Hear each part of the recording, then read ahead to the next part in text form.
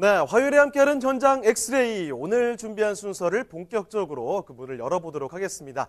자, 먼저 함께해 주실 전문가부터 소개를 해드릴 텐데요. UNS 하우징의 유재성 대표님 나와주셨습니다. 네, 대표님 안녕하세요. 네, 안녕하십니까. 네, 인사 말씀 좀 해주실까요? 네, 뭐 아까 그 오프닝 멘트에서 그 얘기 하셨잖아요. 지금 뭐 부산 쪽, 지금 뭐 이제 고향 이렇게 좀 남양주 쪽 일부 이제 해제된 이제 지역들이 같은 날 사실은 이제 민간 택시 이제 분양가 상한제 이제 이게 발표가 된 거죠. 자, 근데 우리가 여기서 한번 거꾸로 생각해 볼 필요가 있겠습니다. 자, 풀어준 곳은 왜 풀어줬을까요? 맞습니다. 가격이 이제 안정화, 하향화 됐기 때문에 조정 대상 지역에서 이제 해제를 했다. 이렇게 생각하시면 될 것 같고. 자, 또 하나. 다시 또 규제를 한 곳은 왜 규제를 했을까요? 계속 규제를 함에도 불구하고 계속 올라가니까 사고 싶은 사람이 너무 많으니까 사실 또 규제를 하는 거거든요. 사실 이런 메커니즘들을 잘 보고하는 것이 성공적인 투자다라고 할 수 있을 텐데, 자, 그렇다면 누르면 누를수록 계속 정말 튀어 올랐던 이 서울 집값, 이번에 이제 민간택지 분양가 상한제 때문에 또 어디로 튈지 그 부분들 오늘 자세하게 한번 체크해 드리겠습니다. 네, 이 민가택지 분양가 상한제 대상 지역이 발표가 난 후에도요, 여전히 집값 상승 이어지고 있습니다. 게다가 또 비지정 지역에 대해서 우려했던 풍선 효과의 조짐도 지금 보이고 있는 상황인데요. 그렇다면 앞으로 좀 어떻게 해야 되는지 대표님께서 자세히 분석을 해주신다고 합니다. 자, 대표님 어떤 내용 전해주실까요? 자, 일단 뭐 문재인 정부 지금 이제 출범하고 나서 이제 분양가라든지 뭐 여러 가지 규제들이 있었잖아요. 실질적으로 무려 16번에 네, 그렇습니다. 거의 뭐 이제 한 2년 반 정도 됐는데 지금 2년 반이면 이제 반환점을 이제 돌았다라고 이제 할 수 있겠죠. 그래서 뭐 이제 어제 같은 경우에는 이제 뭐 그런 여러 가지 또 뭐 담화도 하고 이제 하셨는데, 자, 어쨌든 간에 문재인 정부 들어서 이렇게 16번 정도의 이제 규제 이런 것들이 계속 이제 나왔었는데 과연 그 결과가 이제 어떻게 됐을까? 그렇죠. 자, 그런데 결론적으로 이제 누르면 누를수록 이제 올라왔다는 게 사실 결론입니다. 근데 그걸 좀 자세하게 한번 이렇게 좀 살펴볼 필요가 있겠습니다. 자, 일단 뭐 KB국민은행 뭐 대표적인 또 은행이죠. 그래서 KB국민은행에서 아파트 이제 중위 가격이라는 걸 발표를 합니다. 이제 중간 가격이 되겠죠. 중위 가격이요.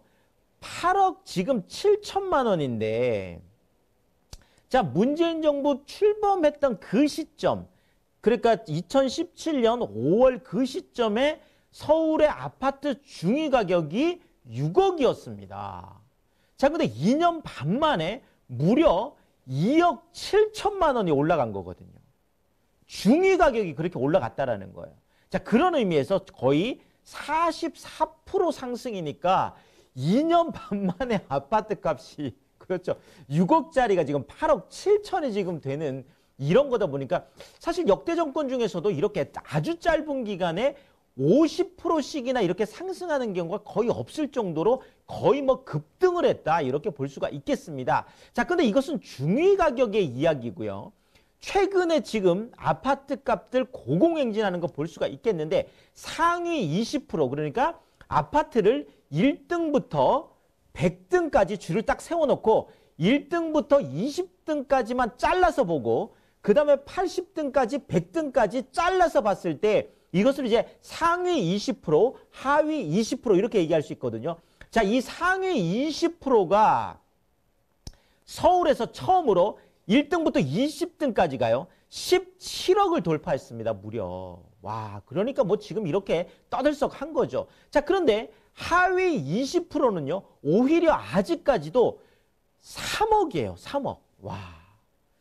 그러니까 1등에서 2등까지가 17억이고 하위가 지금 3억이니까 무려 상위 하위가 거의 14억이 차이가 나는.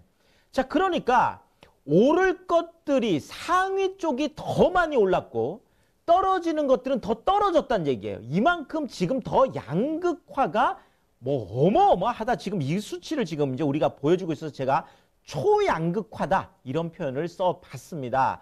자, 또 대표적인 게요. 우리가 아크로 리버파크 엄청나게 얘기하잖아요. 지금 반포에 평당 1억 시대를 열었습니다. 그렇죠. 그래서 24평형이 먼저 그렇죠. 23억 9,800 그래서 59제곱미터가 정말 이제 평당 1억 시대를 먼저 열었고, 자, 이제 84제곱미터 33평도 이제 정말 뭐 1억 시대를 열었잖아요. 자, 그런데 중요한 거는 이것이 처음부터 이랬던 게 아니라는 거죠. 문재인 정부 출범했던 바로 그 2017년 5월에는 아크로 리버파크 전용 84제곱미터 33평이 불과라고 하기엔 좀 굉장히 좀 넌센스하긴 하지만 어쨌든 간에 지금하고 비교하면 불과라는 거죠. 그 시절에는 84제곱미터 33평이 20억이었습니다. 자, 그런데 2년 반 만에, 그렇죠. 2017년 5월하고 지금 현재 2019년 11월 이 시점에 지금 34억이 됐으니까 아파트 한 채가 무려 2년 반 만에 14억이 진짜 상승하는, 정말 누르면 누를수록 오히려 정말 튀어 올랐다, 날아올랐다, 뭐 이렇게 보는 것이 일반적이라고 할 수는 엄청나게 정말 뭐 날아간 거죠. 진짜 한마디로 얘기해서.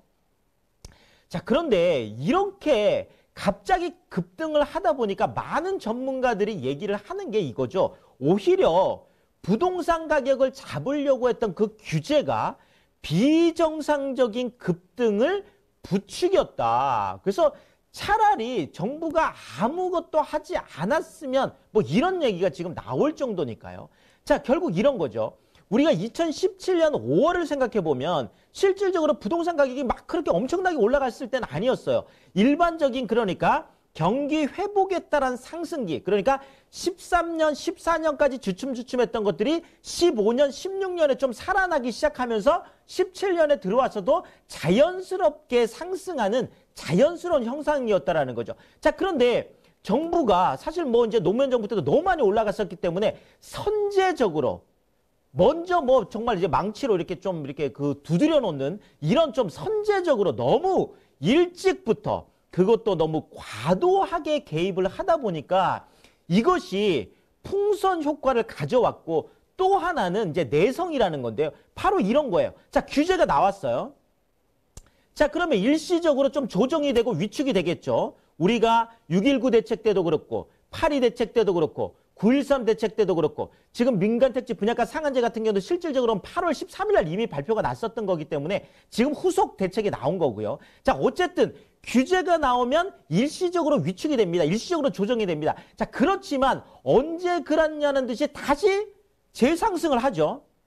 자, 그러면 다시 여기에 대해서 추가 대책을 내놓게 되는, 자, 그러니까 이런 것들이 계속 좀 악순환이 좀 반복이 되는 이런 것들을 계속 지금까지 해왔다라는 거죠. 자, 그런 측면에서 보자라면 실질적으로 이것이 정말 규제라는 게 효과가 있었을까라는 의문을 이제 가져보는 이런 대목이 되겠습니다. 자, 그러니까 이번에 나왔던 이 그 분양가 상한제, 이것 또한 좀 같은 결과가 나오지 않을까, 이제 이런 생각들을 해본다라는 거죠.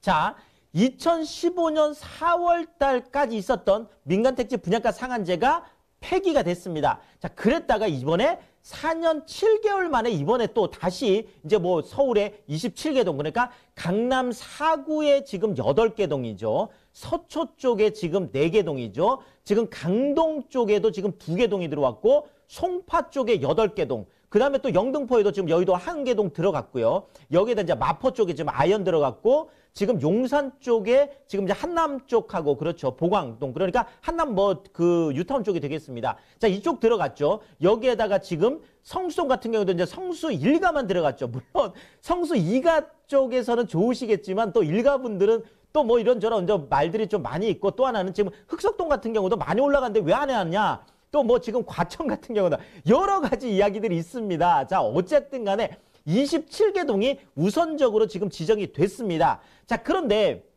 정부가 기대하는 건 이번에 민간택지 분양가 상한제 이걸 통해서 지금 HUG, 그러니까 주택도시기금공사에서 했을 때 요때보다는 약 한 5에서 한 10% 정도 좀 그 분양가가 좀 낮아지는 이런 효과가 있을 거다. 그러니까 지금 강남에서 가장 분양가가 높은 게 지금 평당 지금 한 4,800까지 거의 4,750 정도 되거든요. 자, 그러면 한 5%에서 10% 정도 생각하면 분양가가 뭐 한 4,200~300에서 한 4,500 이하로 되겠죠. 근데 민간에서는 뭐 이거보다 더 낮게 한 10%에서 20%까지 더 봅니다. 자, 그렇다면 4천만 원 이하가 될 수도 있겠습니다. 자, 그러면 이런 거예요. 주변에 아파트는 지금 평당 7천, 8천, 9천, 1억이 되는데 새 아파트 오히려 새 아파트가 평당 5천만 원도 아니고 4,500 이하, 그것도 4천만 원 이하, 3천만 원대까지도 지금 얘기가 되고 있거든요. 자, 그렇다면 당연히 어떤 일들이 생길까요? 모든 사람들이 야 정말 로또다 로또, 정말 로또 청약에 대한 광풍이야. 누구나 이런 생각을 할 수밖에 없다라는 거죠. 그러니까 정말 전 국민을 오히려 떠들썩하게 하는, 예전에는 정말 투자 수요자들이 투기라고 할 정도로 그렇죠. 많이 몰려다녔잖아요. 자, 이제는 무슨 얘기가 나오냐면 이거예요. 투자 수요 비켜, 실수요 우리가 간다, 뭐 이렇게. 그래서 실수요자들이 오히려 시장을 지금 들썩들썩하게 이끌고 가고 있는 이런 청약 광풍 현상이 지금 일어나고 있다, 이렇게. 그래서 더 부추길 거다. 자, 그리고 실제도 시장에서도 지금 이런 반응이 나타나고 있습니다. 민간택지 분양가 상한제 발표가 됐고 이미 지정이 됐음에도 불구하고 지금 현재요, 부동산 가격이 지금 올라가는 거, 지난주 지금 보더라도, 자, 강남이 0.29% 올라갔고, 송파가 0.14, 강동이 0.1, 오히려 강남 4구, 강남 3구, 강남 4구 쪽이 오히려 더 올라갔어요. 이쪽은 핀셋 규제하는데. 자, 특히나 잠실주공 5단지 같은 경우에는 지금 현재 민간택지 분양가 상한제 피하지 못하고 있습니다. 자, 그럼에도 불구하고 지금 82제곱미터가 지금 23억을 호가하고 있고 76제곱미터가 지금 21억을 호가하고 있어요. 지금까지 82제곱미터가 20억을 넘어간 적은 있어도 76제곱미터가 20억을 넘어간 적은 없거든요. 자, 근데 20억 3천에 실거래가 되면서 20억을 넘어갔고 호가는 이미 21억까지 갔습니다.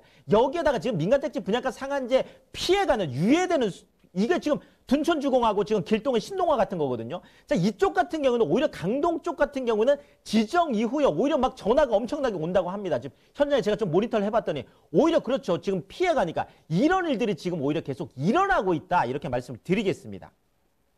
자, 결론적으로 제가 좀 말씀을 드리면은, 자, 상승장에서는 오히려 투자를 하지 않고 망설이는 면 오히려 손해가 날 수 있다는 거죠. 망설이지 않고 내가 투자를 하는 것이 오히려 현명한 투자일 수도 있겠다. 자, 무슨 얘기냐면 이런 거죠. 자, 만약에요, 우리가 지금 돌이켜 본다라면 2016년, 2017년 요때 뭐 규제가 나오고 또 이제 우왕좌왕하고 좀 이랬을 때, 그때 아크로 리버파크가 20억이었어요. 자, 이때 망설이지 않고 투자하셨던 분들 지금 30억, 31억, 32억, 34억. 결국 이런 거죠. 자, 실수요자들은 걱정하실 필요 없습니다. 이 규제가 아니에요. 실수요자들을 위한 거니까. 그러니까 실수요자들은 역사상 이런 일이 있을까 싶어요. 왜냐하면 30억짜리 아파트를 15억에 분양한다는 게 말이 안 되잖아요.